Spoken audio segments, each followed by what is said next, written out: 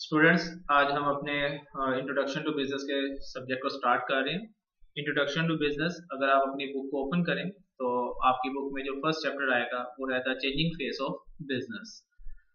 इस चैप्टर को स्टार्ट करने से पहले, क्योंकि हमारे सब्जेक्ट का नाम भी इंट्रोडक्शन टू बिजनेस है और जो हमारा फर्स्ट चैप्टर है उस चैप्टर के अंदर भी उसने यही वर्ड यूज किया है, the changing face of business.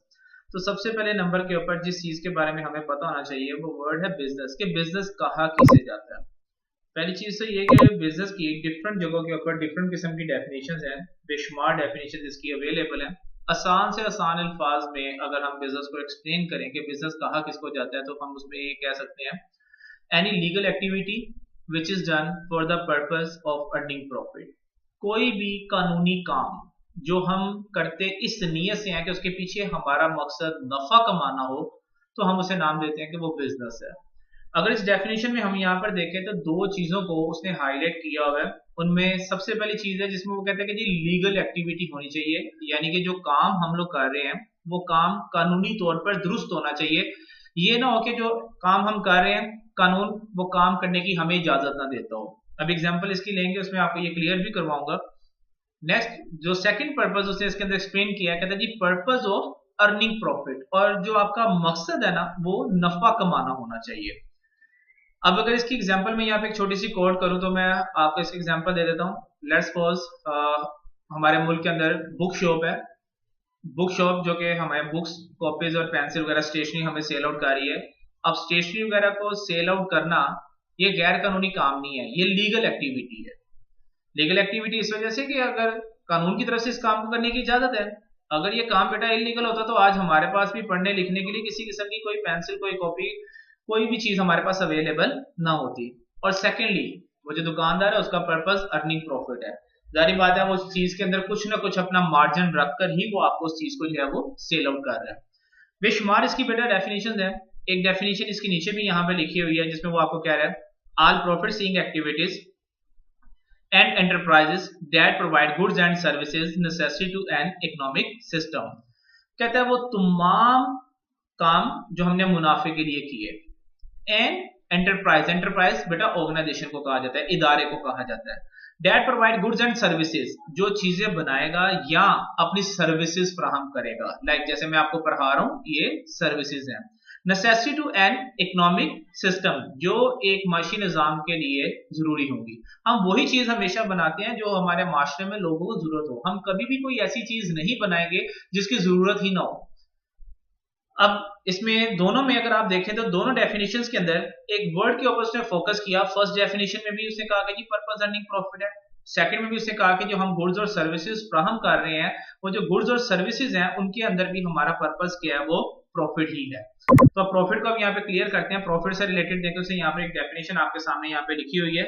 आप इस डेफिनेशन को अगर मजीद चेक करना चाहते हैं तो आपकी बुक में बेटा पेज नंबर 5 के ऊपर भी ये डेफिनेशन लिखी हुई है। आप वहां से भी इस पेज के ऊपर से भी इस डेफिनेशन को एक बार देख सकते हैं। मैं यहाँ से रीड कर देता हूँ डेफिनेशन को। डेफिनेशन में उसने लिखा हुआ है, कहता है प्रॉफिट का मतलब वो एक्सप्लेन कर रहा है, कहता है rewards for business people. Business people से मैं मुराद बिजनेसमैन है, जो कारोबार करने वाले लोग हैं। Who take the risk. अब पहली बात तो ये कि जब आप बिजनेस करने जा रहे हैं तो बिजनेस में आपको रिस्क लेने पड़ते हैं।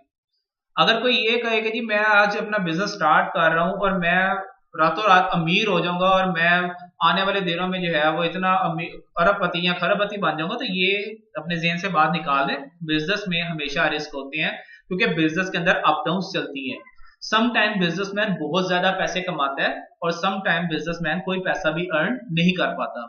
इसीलिए से यहाँ पे लिखा हुआ है हु टेक द रिस्क, कहता है आपको रिस्क लेने पड़ेंगे। Involve to offer goods and services to customer, आपने वो जो चीजें और जो खिदमात अपने कस्टमर्स के लिए यहाँ पर दी हैं उसमें आपको रिस्क लेना पड़ता है। समटाइम ऐसा होता है कि हम जो प्रोडक्ट बना के मार्केट के अंदर सेल आउट कर रहे थे, हमें लगता है कि कस्टमर के लिए ये बहुत ज्यादा फायदेमंद है, लेकिन प्रैक्टिकली वो कस्टमर को उसके अंदर अपना कोई फायदा नजर नहीं आ रहा होता। इस वजह से भी वो कहता है कि जी बिजनेसमैन बेसिकली बिजनेस पीपल, जिसको से यहाँ पे नाम दिया हुआ है, जिसे हम आसान अल्फाज में बिजनेसमैन कहते हैं, वो कहते हैं वो होते वो लोग हैं जो बिजनेस के अंदर रिस्क जो है वो लेते हैं। टेक द रिस्क, रिस्क लेंगे तो आपको पता चलेगा कि आपका बिजनेस जो है वो कितना कामयाब है और कितना नहीं। और हर बंदा जो है वो बेटा रिस्क नहीं ले सकता। अब अगर बात करें तो बेटा बिजनेसेस जो है ना वो दो तरह के होते हैं। पहला बिजनेस वो होता है जिसमें हमारा मकसद जो है वो अर्निंग प्रॉफिट होता है, और जो सेकंड हमारे पास बिजनेस आता है जिसका मकसद नॉन फॉर प्रॉफिट होता है। क्योंकि दो तरह के बिजनेसेस कंसीडर किए जाते हैं, एक फॉर प्रॉफिट और दूसरे होते हैं non for profit. Non for profit businesses ऐसे बिजनेसेस को कहा जाता है जिनका बुनियादी मकसद नफा कमाना नहीं होता। ये बिजनेसेस कभी भी पैसा कमाने के लिए नहीं आते। इन बिजनेस को जब स्टार्ट किया जाता है तो पहले नंबर पे ये बात क्या जाती है कि आप लोगों का जो प्राइमरी ऑब्जेक्ट है वो अदर देन रिटर्निंग प्रॉफिट होना चाहिए टू देयर ओनर्स। आपने ये सोचकर अपने बिजनेस को नहीं करना कि आपने अपने मालिक को जो है वो किसी किस्म का कोई मुनाफा पहुंचाना है। अगर इनकी एग्जांपल्स की बात करूं तो बेटा बेशुमार इसकी एग्जांपल्स हैं। आसान तरीन एग्जांपल आप लोगों के पास आ जाती है चैरिटेबल इंस्टीट्यूट्स। अब चैरिटेबल इंस्टीट्यूट्स क्या है? गवर्नमेंट के जितने भी हॉस्पिटल्स, गवर्नमेंट के जितने भी आप लोगों के एजुकेशनल इंस्टीट्यूट है, जिनमें कोई स्कूल है, कॉलेज है या कोई यूनिवर्सिटी है, तो बेटा वो सारे के सारे आप लोगों के चैरिटेबल इंस्टीट्यूट्स के अंदर आते हैं, क्योंकि उनका पर्पस अर्निंग प्रॉफिट नहीं होता। अगर आप देखें तो गवर्नमेंट हॉस्पिटल्स के अंदर जो है वो इलाज बिल्कुल फ्री किया जाता है। अगर आप इमरजेंसी के अंदर जाएं तो आपका वहां पे बिल्कुल फ्री इलाज किया जाता है। इसी तरीके के साथ गवर्नमेंट के स्कूल कॉलेजेस की अगर फीस को हम किसी प्राइवेट इदारे के साथ कंसीडर करें तो उनकी जो फीस होती है वो ना होने के बराबर होती है। यही रीजन है कि हमारे पास दो तरह की ऑर्गेनाइजेशंस होती हैं। एक होती है फॉर बिजनेस जिनका मकसद ही पैसा कमाना है, और दूसरी होती है जिसको हम लोग कहते हैं नॉट फॉर प्रॉफिट ऑर्गेनाइजेशन, के ऐसी ऑर्गेनाइजेशन जिनका मकसद नफा कमाना नहीं होता। अब कोई भी बिजनेसमैन अगर पैसा कमाना चाहता है तो पैसा कमाने के लिए उसको मेन चीज जो है उसके अपने फैक्टर्स ऑफ प्रोडक्शन, यानी कि पैसा जनरेट करने के लिए उसके पास कुछ फैक्टर ऑफ प्रोडक्शन होते हैं। फैक्टर ऑफ प्रोडक्शन इस वक्त बेटा आपकी स्क्रीन पे आपके सामने है, जिनमें सबसे पहले नंबर पे लिखा हुआ है नेचुरल रिसोर्सेज। अगर आसान से आसान अल्फाज में नेचुरल रिसोर्सेज को बेटा मैं एक्सप्लेन करूं तो नेचुरल रिसोर्सेज जो है ये जमीन को कहा जाता है। जमीन जो है हम लोगों को यहाँ पे हमारे लिए वो हमारा नेचुरल रिसोर्सेज है। जमीन के अंदर से हम लोगों को यहाँ पे तेल, गैस, पानी, इस तरह की चीजें जो है वो जंगलात वगैरह वो यहाँ पर हम लोगों को अवेलेबल है। सेकंड हमारे पास आ जाता है कैपिटल। कैपिटल बेसिकली कहा तो वैसे सरमाए को, पैसे को जाता है, लेकिन इसमें आप लोगों के पास जो आपके बिजनेस को करने के लिए जो इंफॉर्मेशन है, जो आप लोगों के पास टूल है, जो आप लोगों के पास कोई एसेट है लाइक कोई मशीनरी है, तो वो सारे के सारे भी आपके लिए आपका कैपिटल है। कोई पैसा है आपके पास या कोई आप लोगों के पास कोई वैल्यूएबल गुड्स है, तो उन सबको हम लोग जो है वो यहाँ पे किस चीज का नाम देते हैं? कैपिटल का देते हैं, जिसको हम अपने बिजनेस के अंदर बेसिकली इन्वेस्ट करते हैं। नेक्स्ट आ जाता है हमारे पास ह्यूमन रिसोर्स। नंबर 3 के ऊपर आप लोगों के पास लिखा हुआ है ह्यूमन रिसोर्सेज को अगर एक्सप्लेन करो आसान से आसान अल्फाजों में तो बेटा ह्यूमन रिसोर्सेज जो है ये लेबर को कहा जाता है। जो हमारी लेबर होती है उसको हम लोग ह्यूमन रिसोर्सेज का नाम देते हैं। और आखिर में जो वर्ड लिखा हुआ है इंटरप्रेन्योरशिप। इंटरप्रेन्योरशिप ये वर्ड आसान से आसान अल्फाजों में अगर इसको एक्सप्लेन करूं तो ये वर्ड इस्तेमाल किया जाता है ऑर्गेनाइजेशन के लिए। तो चार तरह के बेटा हमारे पास फैक्टर होते हैं। सबसे पहले नेचुरल रिसोर्सेज, जिसका मैंने आपको इजी नेम बताया लैंड है। सेकंड है कैपिटल। थर्ड के ऊपर लिखा हुआ है ह्यूमन रिसोर्स। ह्यूमन रिसोर्स का मैंने आपको आसान मतलब बताया, आप लोगों की लेबर के लिए वर्ड इस्तेमाल किया जाता है। और फोर्थ वन आप लोगों का लिखा हुआ है यहाँ पे इंटरप्रेन्योरशिप। इंटरप्रेन्योरशिप का वर्ड जो है ये आप लोगों का यूज किया जाता है ऑर्गेनाइजेशन के लिए। अगर आप लोगों के पास ये फैक्टर्स होंगे तो आप लोग किसी भी किस्म की कोई प्रोडक्शन कर सकते हैं। लाइक मुझे जब कोई भी प्रोडक्शन करनी है, कोई भी चीज बनानी है, तो मेरे पास लैंड होना चाहिए। अब लैंड में उस जगह के ऊपर जारी बात है चीज को बनाते वक्त मुझे काफी सारी चीजों का इस्तेमाल करना पड़ेगा। वहां पे मुझे जो है वो गैस रिक्वायर्ड होगी, वहां पर मुझे पानी रिक्वायर्ड होगा, उसके अलावा समटाइम वहां पे हमें ऑयल भी रिक्वायर्ड होता है। तो देन ये सारे के सारे आप लोगों के नेचुरल रिसोर्सेज कहलाते हैं। तो नेचुरल रिसोर्सेज की जो पेमेंट होती है वो हमेशा किस फॉर्म में की जाती है? वो रेंट की फॉर्म में की जाती है। इसी तरीके के साथ कैपिटल, जो आप लोगों ने अपना पैसा बिजनेस के अंदर लगाया या जो आप लोगों ने मशीनरी बिजनेस के अंदर लगाई हुई है, बेटा उसकी जब भी पेमेंट की बात की जाती है तो उसकी पेमेंट हमेशा जो है वो किसमें की जाती है? कैपिटल की इंटरेस्ट के अंदर। और अगर बात की जाए थर्ड वन ह्यूमन रिसोर्स, जो आपकी लेबर है, जारी बात है लेबर कभी भी फ्री काम नहीं करती, लेबर भी उसके बदले में पैसे चार्ज करती है। तो वो जो लेबर पैसे चार्ज करती है उसे हम लोग नाम देते हैं वेजेस का। और आखिरी है एंटरप्रेन्योरशिप, जिसे मैंने बताया था ऑर्गेनाइजेशन को कहा जाता है। जारी बात है बिजनेस करने वालों ने इतना हैवी रिस्क लिया हुआ है अपने बिजनेस के अंदर, जिसमें वो ये देखने हैं कि हमें हमारे बिजनेस में रिस्क लेने के बाद, पैसा लगाने के बाद प्रॉफिट हुआ कि लॉस हुआ। उन्होंने इस चीज को भी तो चेक करना है। हर बिजनेसमैन, चूंकि बिजनेस पहले नंबर पे हमने बात की है कि वो प्रॉफिट की नीयत से करना चाहते हैं, तो वो यही देखेंगे कि आया उनको उनके बिजनेस के अंदर प्रॉफिट हुआ कि नहीं हुआ। हम लॉस को ना लास्ट में रखेंगे, क्योंकि हर बिजनेस का प्राइमरी ऑब्जेक्ट है ही प्रॉफिट अर्निंग। अगर वो प्रॉफिट की नीयत से बना है तो वो प्रॉफिट को ही यहाँ पे प्रेफर करेंगे, वो कभी भी इसके अंदर जो है वो आप लोगों के लॉस को नहीं लेकर आएंगे। इसलिए ऑर्गेनाइजेशन हमेशा प्रेफर इसमें किस चीज को करती है, वो प्रॉफिट को करती है। उसके बाद बेटा नेक्स्ट हमारे पास स्लाइड आ जाती है, नेक्स्ट स्लाइड है the private enterprise system. The private enterprise, enterprise मैंने भी आपको पहले भी बताया ऑर्गेनाइजेशन को कहा जाता है जो प्राइवेट इदारे हमारे पास होते हैं।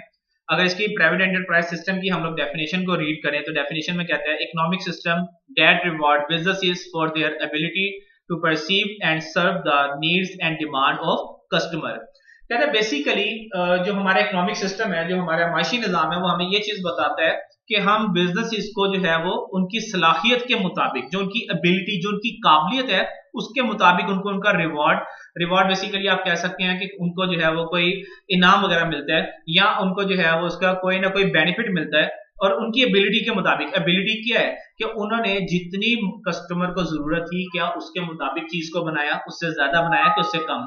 रीजन ये है कि जब हम कोई भी गुड को बेटा प्रोड्यूस कर रहे होते हैं ना, तो इस चीज को अपने जेहन में रखना है कि मार्केट में ना हमारे कंपेटिटर्स बहुत ज्यादा है। अगर आप देखें तो नीचे हाईलाइट किया हुआ है यहाँ पे कंपटीशन को, तो ये बात अपने जेहन में रखनी है कि आप जब आते हैं तो आपके कंपेटिटर्स मार्केट के अंदर होते हैं, और कंपेटिटर्स अपने आप को प्रमोट करने के लिए और आपकी प्रोडक्ट को फ्लॉप करने के लिए किसी भी किस्म के टूल्स को यूज कर सकते हैं। अगर आप ये कहेंगे जी हमारे कंपेटिटर मार्केट के अंदर नहीं आएंगे, तो ये आपकी सबसे बड़ी बेटा गलतफहमी होगी। रीजन ये है कि जब भी कोई भी प्रोडक्ट मार्केट के अंदर आती है तो जो आपके कंपेटिटर्स, जो आप लोगों के अदर बिजनेस कंपेटिटर्स आप लोगों के बैठे हुए हैं, वो उनके साथ आपकी एक किस्म की जंग शुरू हो जाती है, क्योंकि उनको लग रहा होता है कि भी इस इदारे के आने की वजह से हमारी सेल्स डाउन होगी, हमारी सेल्स डाउन होने की वजह से हमें प्रॉफिट भी कम होगा। दैट्स वाई इस कंपटीशन की वजह से वो आप लोगों की प्रोडक्ट को फ्लॉप करने के लिए डिफरेंट किस्म के टूल्स यूज करते हैं। फॉर एग्जाम्पल मैं आपको एक एग्जाम्पल इसकी दे देता हूँ। जिस तरीके के साथ लेस के ऊपर ये कहा गया था कि जी लेस में पिग की चर्बी को पिघलाकर वो बनाई जाती है, उस वक्त अगर मैं छोटी सी मिसाल लूं तो जो सबसे टॉप के ऊपर चिप्स जा भी रही थी वो लेस की चिप्स ही थी, लेकिन जब उसके ऊपर ये पॉइंट रेज किया गया कि इसके अंदर जो है वो हराम जानवर की चर्बी के अंदर इसको जो है वो बनाया जाता है, तो उसकी जो बेटा सेल्स थी ना वो जीरो के ऊपर आ गई। अगर अब आप देखें तो उसकी चिप्स के ऊपर एक वर्ड लिखा होता है हलाल। अब वापस अपने उस लेवल पर आने में उनको दोबारा से टाइम सर्व करना पड़ा, साल 2 साल 3 साल 4 साल उनको सरवाइव करने पड़े। लोगों के माइंड में ये बात डालनी पड़ी कि नहीं जनाब, हम जो प्रोडक्ट बना रहे हैं वो प्रोडक्ट बिल्कुल हलाल चीजों की मदद से बनाई जा रही है, उसमें किसी भी किस्म के कोई भी हराम जानवर की जो है वो चीज या उसकी चर्बी वगैरह का इस्तेमाल नहीं किया जा रहा। तो बेटा आज हम अपने टॉपिक को यहां तक रखते हैं, उसके बाद फिर इंशाल्लाह हम इसको नेक्स्ट में आगे दोबारा कंटिन्यू करेंगे। आपने एक मरतबा इसको अच्छे तरीके से जो है वो देख लें। अगर आपको फिर भी कोई इसमें प्रॉब्लम है तो आप मेरे साथ जो है वो कम्युनिकेट कर सकते हैं। शुक्रिया बेटा।